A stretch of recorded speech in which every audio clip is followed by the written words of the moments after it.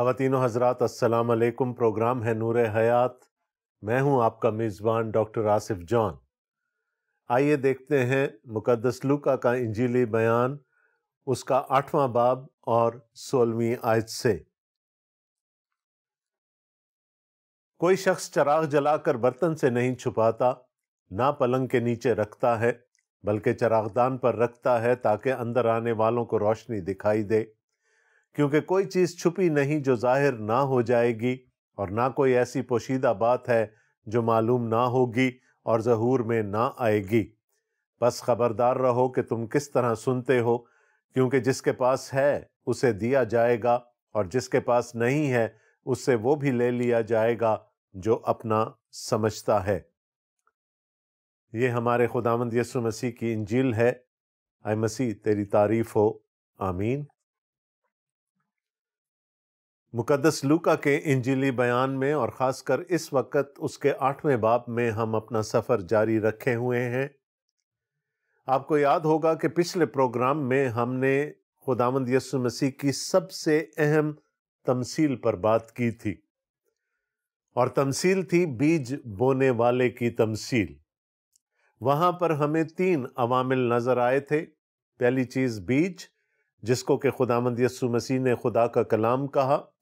उसके बाद बीज बोने वाला, यानी वहाँ पर खुदावंद यीशु मसीह खुद, और आज की दुनिया में हम। और फिर आखिर में हमने ज़मीन पर नज़र की, और खुदावंद यीशु मसीह ने हमें 4 तरह की ज़मीनों के बारे में बताया। हमें निकलना है, हमें जाना है। खुदावंद यीशु मसीह का ये इरशाद आज़म है, हमें जाना है, हमें गैर कौमों के पास जाना है, हमें शागिर्द बनाने हैं, हमें उन्हें बाप, बेटे और रूह कुद्स के नाम से बपतिस्मा देना है, और हमें उन्हें खुदा की बादशाही में शामिल करना है। ये हमारा मैंडेट है, ये हमारा मिशन है। इसे किसी तौर से पहलूतही नहीं की जा सकती। लेकिन खुदावंद यीशु मसीह ने वो कीमत जो हमें चुकानी पड़ेगी वो भी बता दी। हर एक खुशदिली से खुदा के कलाम को कबूल नहीं करेगा, बल्कि उनका तनासुब जो उसे खुशदिली से कबूल करेंगे बहुत ही कम होगा। लेकिन जो ईमान ले आएगा, उस खुशखबरी के पैगाम को सुनकर जो हमारे वसीले से उन तक पहुंचा होगा, वो फिर 100 गुना फल लाएगा। यही कुछ हमें मुक़द्दस लूका ने अपने इंजीली बयान में बताया था। राह के किनारे की ज़मीन भी होगी, पथरीली ज़मीन भी होगी, और वो ज़मीन भी होगी जहाँ पर पहले से झाड़ियाँ उगी हुई हैं। वहाँ पर कलाम या तो बिल्कुल भी असरअंदाज नहीं हो पाएगा, या अगर मुअस्सर हुआ भी तो कुछ अरसे के लिए। लेकिन ये सोचकर कि 75% लोग तो हमारे कलाम को या तो सिरे से कबूल ही नहीं करेंगे, या कबूल करके उससे मुनहरिफ हो जाएंगे, हम ये सोचकर बैठ जाएं कि क्या फ़ायदा है फिर बाहर निकलने का, क्या फ़ायदा है लोगों तक खुदा का कलाम पहुंचाने का, तो ये बात बिल्कुल ही गलत हो जाएगी। जो काम हमें दिया गया है वो हमने करना है। और पिछले प्रोग्राम में मैंने आपसे दरख्वास्त की थी, हमारा काम ज़मीन को तैयार करना नहीं है। बहुत सारे लोग इस काम में लग जाते हैं और असल काम से निगाह हटा लेते हैं। हमारा काम उस बीज को बिखेर के उसके बाद उसकी खबर रखना भी नहीं है। हमारा काम सिर्फ और सिर्फ बीज बिखेरना है इस तमसील के मुताबिक, और वो काम हमें दयानतदारी से करना है। खुदा के कलाम को, खुदा की बादशाही की खुशखबरी को, इंजील को हमें लोगों तक लेकर जाना है। कॉन्सिक्वेंसेस क्या होंगे, नताइज क्या होंगे, इससे हमें गर्ज नहीं होनी चाहिए। जो हमारा काम है वो हमें पूरा करना है। और इसी बात को आज के हवाले में भी खुदावंद यीशु मसीह जारी रखे हुए हैं। वो कहते हैं, कोई शख्स चराग जलाकर बर्तन से नहीं छुपाता, ना पलंग के नीचे रखता है, बल्कि चरागदान पर रखता है ताकि अंदर आने वालों को रोशनी दिखाई दे। अगर मैंने खुदावंद के कलाम को कबूल कर लिया है اگر میں اس کی بادشاہی کا فرزند بن گیا ہوں، اگر میں اس کی نجات کا مزہ چکھ چکا ہوں، اور پھر میں یہ سوچوں کہ یہ پیغام صرف میرے لیے تھا، میں اس کو اپنے ہی اندر رکھوں گا، کیا ضرورت ہے اس کو کسی سے بانٹنے کی؟ تو خداوند یسوع مسیح ایک اور تمثیل ہمیں سنا رہے ہیں کہ چراغ جلا کر اس کو پلنگ کے نیچے یا ٹوکری کے نیچے نہیں رکھا جاتا۔ چراغ اسی لیے جلایا جاتا ہے کہ روشنی ہو جائے، اور جب تک چراغ کو ایسی جگہ پر چراغ دان پر نہیں رکھا جائے گا جہاں سے اس کی روشنی دور تک پھیل سکے، چراغ جلانے کا ہمیں کوئی فائدہ نہیں ہوگا۔ اگر میں ٹارچ آن کر کے اپنی جیب میں رکھ لوں اور پھر راستے پر ٹھوکریں کھاتا پھروں تو اس میں قصور میرا ہے۔ خداوند یسوع مسیح یہ بتانے کی کوشش کر رہے ہیں کہ جب ہمارے اندر الومنیشن آ گئی، جب ہمارے اندر تنویر آ گئی، وہ نور آ گیا، تو اس نور کو ہم صرف اور صرف اپنی ذات تک محدود نہیں رکھ سکتے۔ It has to flow out, it has to go to the other people. دوسری زندگیوں کو اس سے منور ہونے کی ضرورت ہے، اور یہ صرف پادری صاحبان کا یا ایلڈران کا یا مشنریز کا کام نہیں ہے، وہ ہر ایک شخص جو اپنے آپ کو خدا کی بادشاہی کا باشندہ کہتا ہے، یہ اس کا فرض ہے۔ خداوند یسوع مسیح نے کہا کوئی شخص چراغ جلا کر برتن سے نہیں چھپاتا، نہ پلنگ کے نیچے رکھتا ہے، بلکہ چراغ دان پر رکھتا ہے تاکہ اندر آنے والوں کو روشنی دکھائی دے۔ سینٹ فرانسس آف اسیسی نے کہا تھا، preach, use words only when needed, only when necessary۔ منادی کریں لیکن الفاظ کا استعمال صرف وہاں کریں جہاں ضرورت ہو۔ انجیل ہماری زندگیوں سے نظر آنی چاہیے، وہ خوشخبری کا پیغام ہماری زندگیوں سے نظر آنا چاہیے۔ کبھی کبھار الفاظ بھی استعمال کر لینے چاہیے۔ یسوع نے کہا جب ایک چراغ جل گیا، جب روشنی ہو گئی، تو ضرور ہے کہ ارد گرد بھی وہ روشنی پھیلے۔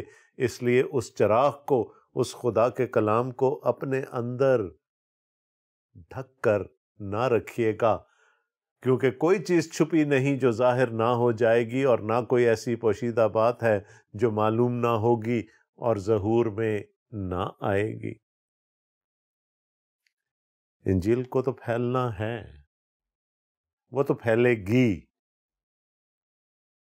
اور وہ زندگیوں کو منور بھی کرتی رہے گی۔ وہ سب کچھ عیاں ہو جائے گا جس کو عیاں ہونا ہے، کوئی چیز پوشیدہ نہیں رہے گی۔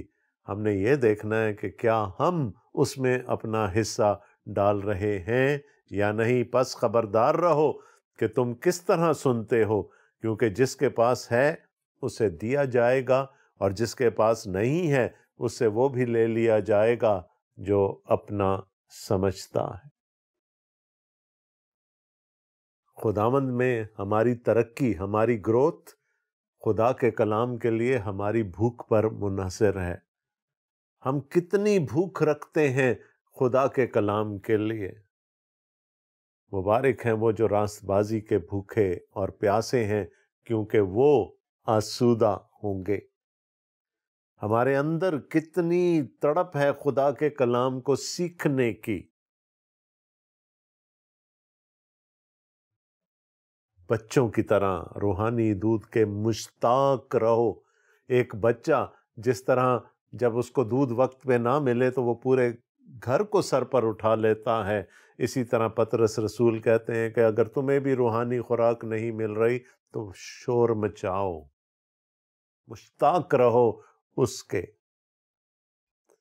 ہمارے اندر جتنی بھوک ہوگی ہم اتنے ہی آسودہ کیے جائیں گے اور اتنی ہی ترقی کریں گے۔ اگر ہم خدا کے کلام کو کبھی کبھار جنک فوڈ کی طرح استعمال کرتے ہیں تو پھر یاد رکھیے گا کہ ہماری ترقی نہیں ہونے والی، روحانی ترقی نہیں ہونے والی۔ اور اگر ہم نے اس انجیل کے پیغام کو ڈھک دیا اپنے اندر تو وہ آہستہ آہستہ ضائع ہو جائے گا۔ وہ ایلومینیشن، وہ تنویر جو ہم نے حاصل کی تھی وہ بھی ہمارے ہاتھ سے چلی جائے گی۔ لیکن اگر ہم اس کلام کو دیانتداری کے ساتھ دوسروں تک پہنچاتے رہیں گے تو پھر ہم خود بھی روحانی طور پر ترقی کرتے رہیں گے، ہماری اپنی ایلومینیشن، ہماری اپنی تنویر بھی بڑھتی رہے گی۔ یہ سوچ کر بیٹھ جانا کہ جی میں تو بڑے عرصے سے خدا کا کلام لوگوں تک پہنچانے کی کوشش کر رہا ہوں، آج تک ایک زندگی بھی ٹھس سے مس نہیں ہوئی، اب میں نے چھوڑ دیا ہے۔ خداوند یسوع مسیح اسی قسم کے رویے کی تردید کر رہے ہیں۔ ہمیں بے ہمت نہیں ہونا، بے حوصلہ نہیں ہونا، بلکہ جو چراغ اندر جل گیا ہے اس کو ہم نے دنیا کے سامنے لے کر آنا ہے، اس کی روشنی کو پھیلانا ہے تاکہ اپنی روشنی بھی کہیں ماند نہ پڑ جائے۔ تو یہ بات جو اس تمثیل سے شروع ہوئی تھی یہاں آ کر اختتام پذیر ہوئی ہے۔ آئیے دیکھیں کہ لوکا آگے ہمیں کیا بتا رہے ہیں۔ مقدس لوکا کا انجیلی بیان اس کا 8واں باب اور اس کی 19ویں آیت سے۔ پھر اس کی ماں اور اس کے بھائی اس کے پاس آئے مگر بھیڑ کے سبب سے اس تک پہنچ نہ سکے، اور اسے خبر دی گئی کہ تیری ماں اور تیرے بھائی باہر کھڑے ہیں اور تجھ سے ملنا چاہتے ہیں۔ اس نے جواب میں ان سے کہا کہ میری ماں اور میرے بھائی تو یہ ہیں جو خدا کا کلام سنتے اور اس پر عمل کرتے ہیں۔ اگر آپ غور سے دیکھیں تو 3 آیات میں ان تراکیب کو ذرا دیکھیے گا۔ اس کی ماں اور اس کے بھائی، تیری ماں اور تیرے بھائی، اور میری ماں اور میرے بھائی۔ خداوند یسوع مسیح کی خدمت زور پکڑ رہی ہے، لیکن ساتھ ساتھ خداوند یسوع مسیح کے لیے مخالفت بھی بڑھ رہی ہے۔ دوسرے اناجیلی بیانات میں ہم پڑھتے ہیں کہ خائف ہو گئے مریم اور خداوند یسوع مسیح کے بھائی بہن۔ آپ کو یاد ہوگا کہ جب ناصرت کے عبادت خانہ میں خداوند یسوع مسیح نے خدا کا کلام سنایا تو لوگ اس کو مارنے پر تل گئے تھے، اور خداوند یسوع مسیح کو اپنا گاؤں چھوڑ کر، ناصرت کو چھوڑ کر کفرنہوم میں آنا پڑا۔ مریم نے یہ بھی دیکھا ہوگا، اس کے بھائی اور اس کی بہنوں نے یہ سب کچھ دیکھا ہوگا، اور اب ان تک یہ خبر پہنچ رہی ہے کہ اس کی خدمت تو زور پکڑ رہی ہے، لیکن اس کے ساتھ ساتھ اس کی مخالفت بھی بڑھ رہی ہے، اور اب تو وہ وقت آنے والا ہے کہ لوگ اس کو قتل کرنے کی تدبیریں سوچ رہے ہیں۔ تو ماں اور بھائی خداوند یسوع مسیح کو لینے کے لیے آ گئے کہ چھوڑ، یہ راستہ تباہی کی طرف، یہ راستہ موت کی طرف جاتا ہے، چھوڑ دے اس راستے کو۔ ٹاک آف ڈسکریجمنٹ، میں نے آپ کو کہا تھا نا کہ جب ہم خدا کا کلام لے کر نکلیں گے تو ڈسکریجمنٹ ہوگی، ہم شاید حوصلہ ہار جائیں، بے ہمت ہو جائیں۔ یسوع بھی تو یہی کچھ کر رہا تھا، اور اس کا حوصلہ توڑنے کے لیے اس کی اپنی ماں اور اس کے اپنے بھائی آ گئے۔ چل ہمارے ساتھ واپس چل، تیری زندگی کو خطرہ ہے، تیری زندگی سے قیمتی اور کوئی چیز نہیں ہے۔ لکھا ہے کہ اس کی ماں اور اس کے بھائی اس کے پاس آئے مگر بھیڑ کے سبب سے اس تک پہنچ نہ سکے، اور یسوع کو یہ خبر دی گئی کہ تیری ماں اور تیرے بھائی باہر کھڑے ہیں اور تجھ سے ملنا چاہتے ہیں۔ یہ کون لوگ ہیں؟ یہ وہ ہیں جن سے خداوند یسوع مسیح کا جسمانی رشتہ ہے۔ جس کوکھ میں 9 مہینے خداوند یسوع مسیح نے پرورش پائی، اور پھر جس گود میں وہ کھیلا اور پلا بڑھا، اور جس ماں کے ساتھ 30 سال تک وہ رہا، وہ ماں آئی ہے لینے۔ اس کے بھائی جن کے ساتھ بچپن میں وہ کھیلا ہوگا، لڑا بھی ہوگا، وہ آئے ہیں اس کو لینے۔ یہ جسمانی رشتہ دار ہیں، یہ فزیکل ریلیشن شپس ہیں۔ لیکن خداوند یسوع مسیح یہاں کیا کہنے کی کوشش کر رہے ہیں؟ اس نے جواب میں ان سے کہا کہ میری ماں اور میرے بھائی تو یہ ہیں جو خدا کا کلام سنتے اور اس پر عمل کرتے ہیں۔ یسوع نے کہا فزیکل ریلیشن شپس سے زیادہ میرے لیے میرے اسپرچول ریلیشن شپس اہم ہیں۔ جسمانی رشتوں سے زیادہ اہم میرے لیے یہ روحانی رشتے ہیں۔ وہ لوگ ہیں جو میرے پاس کھچے چلے آتے ہیں، وہ لوگ ہیں جو مجھ سے کلام سنتے ہیں، اور یہ وہ لوگ ہیں جو اس کلام پر عمل کرتے ہیں۔ یعنی یہ وہ لوگ ہیں جنہوں نے کلام کو سنا اور قبول کیا۔ یہ وہ اچھی زمین والے لوگ ہیں، زرخیز زمین والے لوگ ہیں۔ خداوند یسوع مسیح نے کہا یہی میرے رشتہ دار ہیں، یہی میری ماں ہے، اور یہی میرے بھائی بہن ہیں۔ تو خداوند یسوع مسیح کے لیے ان کے جسمانی رشتوں سے زیادہ اہم وہ لوگ تھے جو ان سے کلام سننے کے لیے آتے تھے۔ دیکھیں تھیم کیسی خوبصورتی سے آگے چل رہی ہے۔ کلام سنانا ہے۔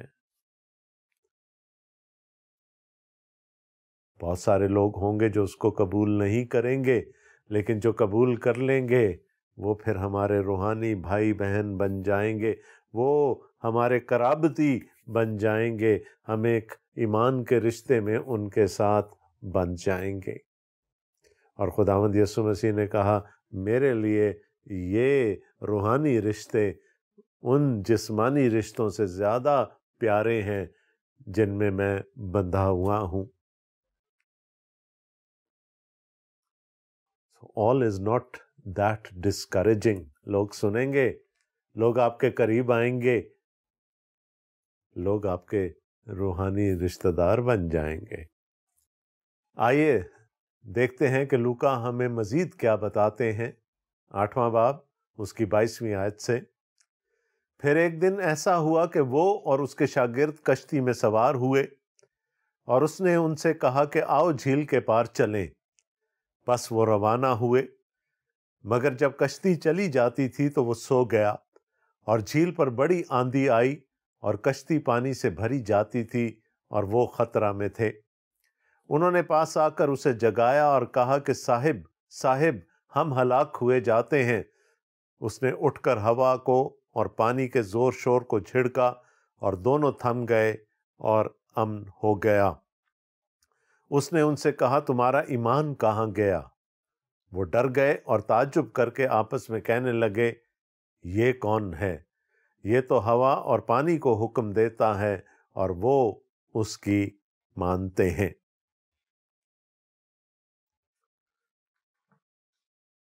لوکا خداوند یسوع مسیح کی کہانی کو آگے لے کر چل رہے ہیں، اور وہ ہمیں بتاتے ہیں کہ کچھ دنوں کے بعد ایسا ہوا کہ خداوند یسوع مسیح اپنے شاگردوں کے ساتھ کشتی میں سوار ہوئے، اور ان کو ایک حکم دیا، بلکہ ایک وعدہ کیا ان کے ساتھ کہ آؤ جھیل کے پار چلیں، اور لکھا ہے پس وہ روانہ ہوئے۔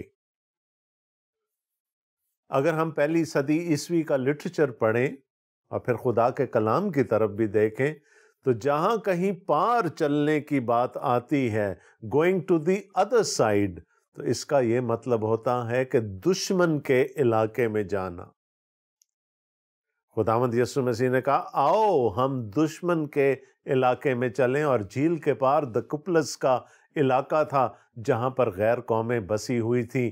وہ ابلیس کی آماج گاہ تھی، وہ اس کی راجدہانی تھی، یعنی موعودہ ملک کو چھوڑ کر وہ اب اس علاقے میں جا رہے ہیں جہاں غیر قومیں بستی ہیں اور جہاں پر ابلیس راج کرتا ہے۔ آؤ ہم پار چلیں۔ لیکن خداوند یسوع مسیح کے منہ سے یہ الفاظ کا ادا ہونا اپنی ذات میں ایک وعدہ ہے کہ جب اس نے کہہ دیا کہ پار چلیں تو پھر تو پار جانا ہی ہے۔ خداوند یسوع مسیح اپنے شاگردوں کی ٹریننگ کر رہے ہیں، تو صرف آسان علاقوں میں تو ٹریننگ نہیں ہو سکتی نا۔ خداوند یسوع مسیح کو معلوم ہے کہ جب یہ اکیلے خدمت کرنے نکلیں گے تو ان کو دشمن کے علاقے میں بھی جانا پڑے گا، ابلیس ان کی راہ روکنے کے لیے بھی کھڑا ہو جائے گا، وہ ان کے راستے میں دشواریاں بھی پیدا کرے گا۔ سو خداوند یسوع مسیح ان کو ایک ٹریننگ ٹرپ پر لے کر جا رہے ہیں۔ وعدہ ہے آؤ اس پار چلیں، مطلب کیا ہے؟ ہم یقیناً اس پار چلے جائیں گے، لیکن اس پار کیا ہے؟ اٹ از اینیمیز ٹیریٹری، وہ دشمن کا علاقہ ہے۔ اب کیا ابلیس ویلکم کرتا ان کو؟ کیا وہ چاہتا کہ خداوند یسوع مسیح اس کے علاقے میں آ جائیں تاکہ اس کی راجدھانی خطرے میں پڑ جائے؟ ہرگز نہیں۔ تو کیا ہوا راستے میں پھر؟ مگر جب کشتی چلی جاتی تھی تو وہ سو گیا، اور جھیل پر بڑی آندھی آئی اور کشتی پانی سے بھری جاتی تھی اور وہ خطرہ میں تھے۔ خداوند یسوع مسیح چاہتے ہیں کہ وہ اس پار چلے جائیں۔ ابلیس نہیں چاہتا کہ خداوند یسوع مسیح اور اس کے شاگرد اس پار آئیں۔ تو ابلیس نے عوامل فطرت کو استعمال کیا۔ بہت دفعہ ہماری زندگیوں میں بھی یہی ہوتا ہے کہ جب ابلیس اپنا زور دکھانا چاہتا ہے تو وہ عوامل فطرت کو استعمال کرتا ہے ہماری راہ روکنے کے لیے۔ کیا ہوا؟ جھیل پر بڑی آندھی آئی اور کشتی پانی سے بھری جاتی تھی اور وہ خطرہ میں تھے۔ پرامس ساتھ ہے خداوند یسوع مسیح کا، لیکن بھول گئے۔ پرامس کیا ہے؟ کہ پار چلیں گے اور پار پہنچیں گے۔ راستے میں کیا ہوا؟ یسوع سو گیا، کشتی میں سو گیا۔ اتنی بزی روٹین تھی خداوند یسوع مسیح کی کہ کھانا کھانے کا ٹائم نہیں ملتا تھا، کہیں اکیلے میں بیٹھ کر بات چیت کرنے کا، دعا کرنے کا ٹائم نہیں ملتا تھا۔ کشتی پر موقع غنیمت جانا ہوگا خداوند یسوع مسیح نے کہ میں تھوڑی سی تھکاوٹ اتار لوں، تھوڑی سی اپنی نیند پوری کر لوں۔ سو گئے۔ طوفان آ گیا، یسوع سو رہے ہیں۔ بڑی عجیب سی بات لگتی ہے، لیکن خداوند یسوع مسیح گہری نیند سو رہے ہیں۔ اب دیکھیں، پرامس ساتھ ہے خداوند یسوع مسیح کا، پھر بھی ڈر گئے جب طوفان آیا۔ اور یہ طوفان کس نے کھڑا کیا ہے راہ میں؟ ابلیس نے۔ یسوع ایٹ پیس ہے، وہ بالکل مطمئن ہے، اس کو اس طوفان سے کوئی سروکار نہیں، وہ سکون سے سو رہا ہے۔ تو کیا کرنا چاہیے تھا شاگردوں کو یہاں پر؟ ارے استاد سو رہا ہے، آرام سے سو رہا ہے، آؤ ہم بھی چل کر اس کے ساتھ لیٹ جائیں، ہم بھی اس کے اطمینان میں، اس کے پیس میں شامل ہو جائیں۔ نہیں، ڈر گئے، وعدہ بھی بھول گئے۔ وہ یسوع کا اطمینان دیکھ کر بھی ان کو یہ خیال نہیں آیا کہ جب استاد اتنا مطمئن ہے تو ہم اتنے پریشان کیوں ہیں؟ یسوع ساتھ ہے۔ جگایا، صاحب صاحب اٹھ، ہم مرے جاتے ہیں، صاحب صاحب ہم ہلاک ہوئے جاتے ہیں۔ اب اس نے کیا کیا؟ اس نے اٹھ کر ہوا کو اور پانی کے زور شور کو جھڑکا اور دونوں تھم گئے۔ وہ جو تیز آندھی چل رہی تھی، اور گلیل کی جھیل میں ایسا بہت کامنلی ہوتا ہے کیونکہ یہ سطح سمندر سے بہت نیچی ہے اور اس کے ارد گرد پہاڑیاں ہیں۔ گرمی کے موسم میں ہوا گرم ہو کر جب اوپر چلی جاتی ہے تو نیچے ویکیوم بن جاتا ہے، اور پھر پہاڑوں سے ہوا اس ویکیوم کو بھرنے کے لیے آتی ہے اور آندھی چلتی ہے، اور جب آندھی چلتی ہے تو اس جھیل میں طغیانی آ جاتی ہے۔ یسوع نے جب سنا کہ کیا واویلا مچایا ہوا ہے انہوں نے۔ تو یسوع اٹھ کر کھڑے ہوئے، انہوں نے ہوا کو ڈانٹا، لہروں کے زور شور کو جھڑکا، اور سب کچھ تھم گیا، سکون ہو گیا، امن ہو گیا۔ ہم نے یسوع کے وعدے کو دیکھا، پرومس کو دیکھا، ہم نے یسوع کے اطمینان کو دیکھا، پیس کو دیکھا، اور اب ہم خداوند یسوع مسیح کی قدرت کو، طاقت کو، اس کے پاور کو دیکھ رہے ہیں۔ جب اس نے جھڑکا ہوا اور پانی کو تو لکھا ہے سب کچھ تھم گیا۔ ابلیس کی کیا مجال کہ وہ خداوند یسوع مسیح کا راستہ روک سکے۔ اور یہی کچھ سکھانا چاہ رہے تھے خداوند یسوع مسیح اپنے شاگردوں کو بھی، کہ وہ روکے گا راستہ، وہ دشواریاں کھڑی کرے گا، لیکن ہمیں رکنا نہیں ہے۔ ہمیں خداوند یسوع مسیح کا وعدہ اپنے ساتھ لے کر جانا ہے، ہمیں خداوند یسوع مسیح کا اطمینان اپنے ساتھ لے کر جانا ہے، اور ہمیں خداوند یسوع مسیح کی قدرت اپنے ساتھ لے کر جانی ہے۔ اور قدرت بھی کیسی قدرت کہ وہ عوامل فطرت جو بپھرے ہوئے ہیں، جب خداوند یسوع مسیح ان کو ڈانٹتے ہیں تو سکون ہو جاتا ہے، امن ہو جاتا ہے۔ پہلے تو ڈرے ہوئے تھے ہی، طوفان سے ڈرے ہوئے تھے، ابلیس سے ڈرے ہوئے تھے، اگرچہ کہ ان کو نہیں پتا تھا کہ اس طوفان کے پیچھے کون ہے، تو بھی ڈرے ہوئے تھے، لیکن یسوع کی قدرت کو دیکھ کر مزید ڈر گئے۔ لکھا ہے اس نے ان سے کہا تمہارا ایمان کہاں گیا؟ وہ ڈر گئے اور تعجب کر کے آپس میں کہنے لگے کہ یہ کون ہے؟ یہی بات ہم نے پچھلے باب میں بھی دیکھی تھی کہ سوال کیا گیا یہ کون ہے؟ خداوند یسوع مسیح جب لوگوں کی زندگیوں میں کام کرتے ہیں تو پھر اکثر یہ سوال اٹھتا ہے یہ کون ہے، لیکن ساتھ کوئی بتانے والا بھی تو ہونا چاہیے کہ یہ کون ہے۔ یہ تو ہوا اور پانی کو حکم دیتا ہے اور وہ اس کی مانتے ہیں۔ میں نے کہا ان کو شاید یہ معلوم نہیں تھا کہ پیچھے اس طوفان کے پیچھے کیا چیزیں کار فرما تھیں۔ انہوں نے تو صرف دیکھا کہ عوامل فطرت بپھرے ہوئے ہیں اور خداوند یسوع مسیح کے کہنے سے وہ امن کی حالت میں آ گئے، لیکن جو پیچھے ابلیس کام کر رہا تھا اس کو وہ نہیں دیکھ پا رہے تھے۔ وہاں تک صرف خداوند یسوع مسیح کی نظر کام کر رہی تھی۔ اگر سمجھ جاتے تو کہتے ہاں یہ کون ہے جو ابلیس پر بھی فتح مند ہے۔ یاد رکھیں تھیم کیا چل رہی ہے؟ بیج بکھیرنا ہے، انجیل کا پیغام لوگوں تک لے کر جانا ہے، خدا کی بادشاہی کی خوشخبری لوگوں تک لے کر جانی ہے، یسوع کو اس دنیا سے متعارف کروانا ہے۔ آمین۔ خداوند آپ سب کو بڑی برکت دے۔ خدا حافظ۔